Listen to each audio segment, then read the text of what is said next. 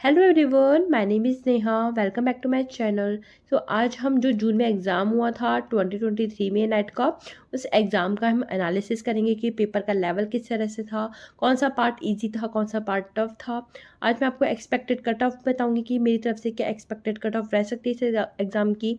Memory based question आए थे, तो उसमें आप किस तरह से उसको सॉल्व कर सकते थे, कौन कौन से फॉर्मूलेज उसमें अप्लाई कर सकते थे। ठीक है, तो let's get started. Before that, if like my video, subscribe to my channel, press the bell icon and sub button. Thank you. इस पेपर का एनालिसिस देखते हैं, एग्जाम का लेवल देखते हैं कि क्या रहा था। ठीक है, सो मेरा एक टेलीग्राम चैनल है IITian नेहा गुप्ता के नाम से, वहाँ पर मैंने पोल किया था इस एग्ज़ाम से रिलेटेड और 104 लोगों ने वोट किया है।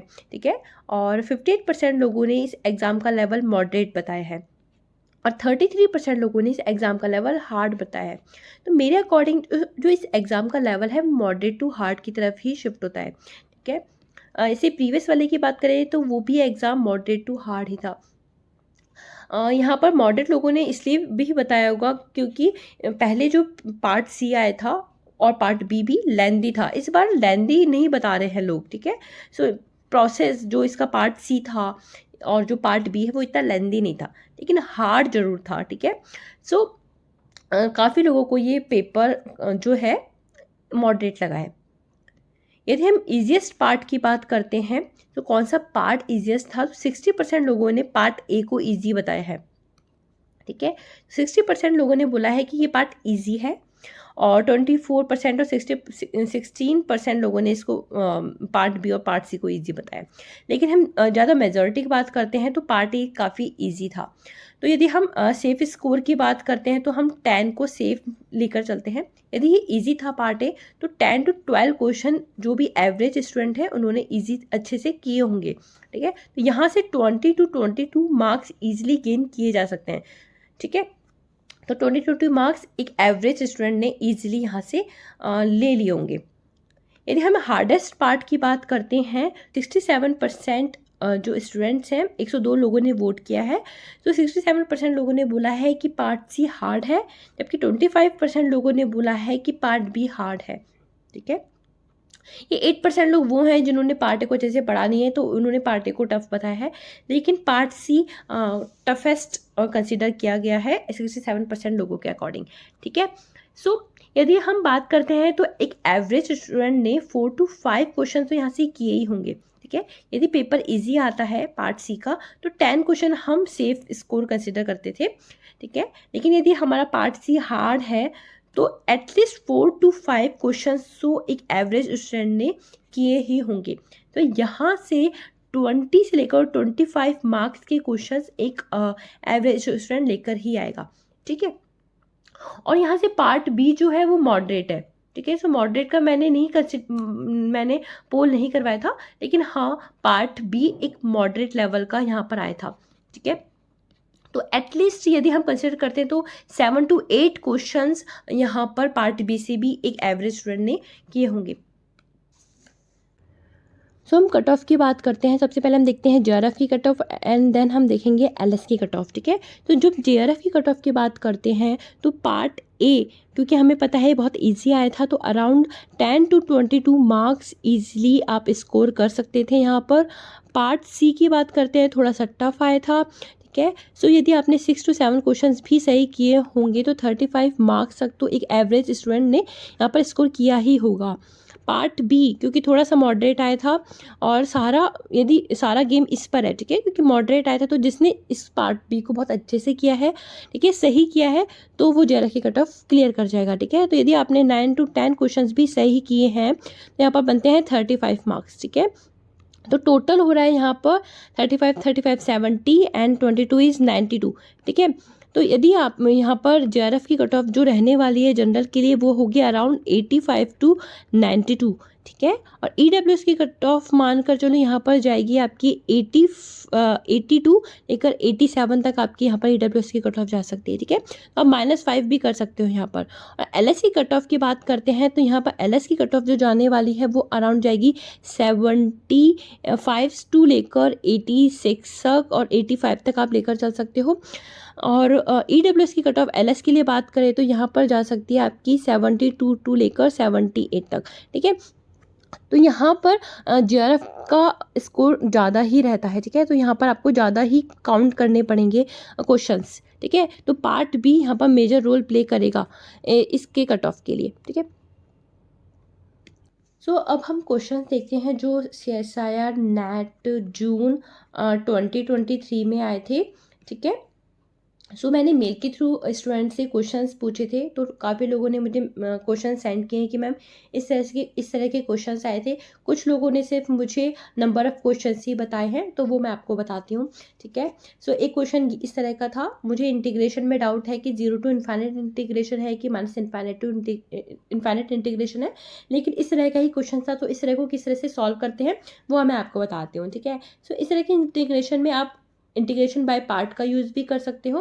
इंटीग्रेशन बाय पार्ट में क्या होता है कि थोड़ा सा लेंथी प्रोसेस हो जाता है इंटीग्रेशन को सॉल्व करने का, तो आप इस तरह से कर भी सकते हो या इसको स्किप कर सकते हो, या फिर आप इसको कॉम्प्लेक्स जो इंटीग्रेशन होता है उसके थ्रू भी सॉल्व कर सकते हो। क्या करना होगा आपको, जो यहाँ पर भी एक्स है उसको जेड से रिप्लेस करके उसको सॉल्व करना होगा।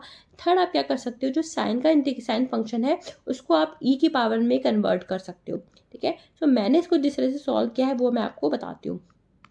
मैंने क्या किया है, साइन एक्स को इस तरह से ई की पावर कन्वर्ट कर लिया है।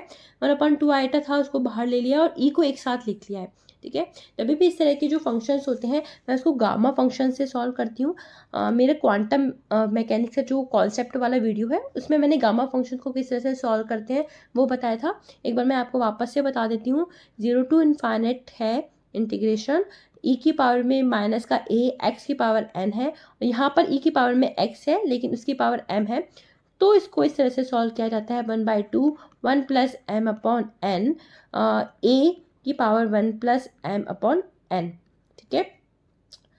अब यहाँ पर हम देखते हैं तो एम 1 है और एन भी 1 है, ठीक है। इसको यहाँ पर सॉल्व कर लेंगे। 1/2 आइटा कॉमन ले लिया, 1/2 यहाँ से आगे इस इंटीग्रेशन 1/2 आ जाएगा, और यहाँ पर एम की वैल्यू 1 रखेंगे, एन की वैल्यू 1 रखेंगे, और यहाँ पर जो ए है वो क्या है, माइनस का 1 प्लस आयोटा, तो उसको यहाँ पर रख देंगे, और 1 प्लस एम अपॉन एन यहाँ पर क्या है 2 है, तो उसको यहाँ पर रख देंगे। इस तरह से इस इंटीग्रेशन को भी सॉल्व कर लेंगे, ठीक है। तो ये क्या है, गामा 2 है।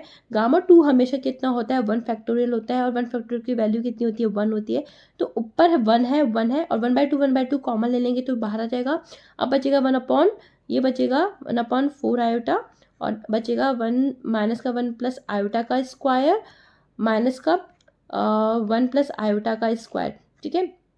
अब हम इसको क्या करेंगे, सॉल्व कर लेते हैं। तो एलसीएम ले लिया हमने, इसको हम सॉल्व कर लेंगे, ये ऊपर आ जाएगा, ठीक है। अब हम इसको जो a प्लस बी का होल स्क्वायर इसको ओपन कर लेंगे, तो ये माइनस माइनस की वजह से ये तो कैंसिल आउट हो जाएंगे, और बचेगा क्या, 4 आयोटा, 4 आयोटा से 4 आयोटा कैंसिल आउट हो जाएगा, और हम इसको सॉल्व कर लेंगे, ठीक है। तो जब हम इसको सॉल्व करते हैं तो ये हो जाएगा आयोटा का स्क्वायर -1 का स्क्वायर, तो ये बन जाएगा क्या, माइनस का 2 का स्क्वायर कितना हो जाएगा, 1/4, ठीक है। तो मुझे इंटीग्रेशन में डाउट है, यदि इंटीग्रेशन 0 टू इन्फाइनाइट है तो इसका आंसर आ रहा है 1/4, यदि minus infinite to infinite integration है तो इसका आंसर 1/2 आएगा, ठीक है। तो एक बार आप देख लेना। तो इस तरह के क्वेश्चन को इस तरह से भी सॉल्व किया जा सकता है, ठीक है। और मेमोरी बेस्ड क्वेश्चंस की हम बात करते हैं कि कौन कौन से क्वेश्चंस आपके आए थे, तो उसको हम एक बार देख लेते हैं।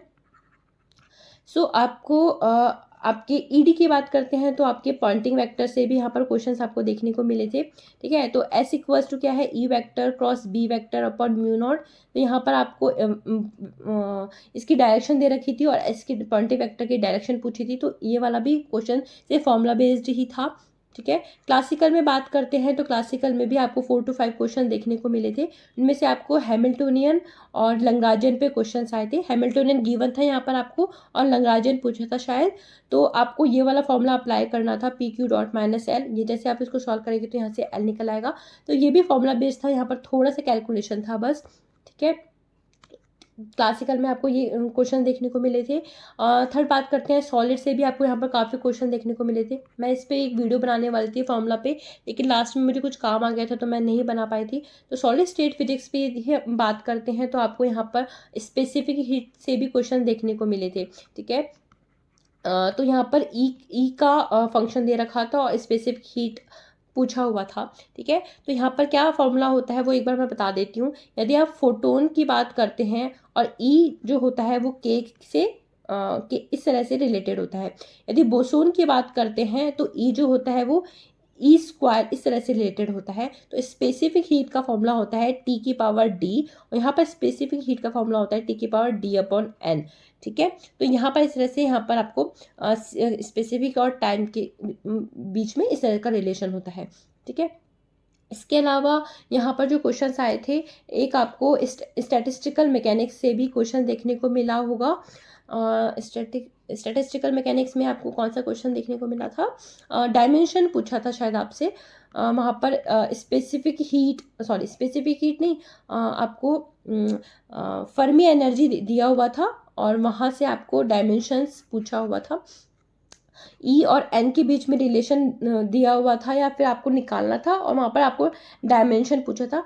इस तरह का क्वेश्चंस भी आपको देखने को मिला था। तो यहाँ पर भी बिल्कुल फॉर्मूला बेस्ड क्वेश्चंस ही आपको यहाँ पर देखने को मिले थे। काफ़ी क्वेश्चन आपको फॉर्मूला बेस्ड देखने को मिले थे। ठीक है, तो यदि आपने फॉर्मूला अच्छे से पढ़ा होगा, रिविजन बहुत अच्छे से किया होगा, तो आपने ये क्वेश्चन ईजिली कर लिए होंगे।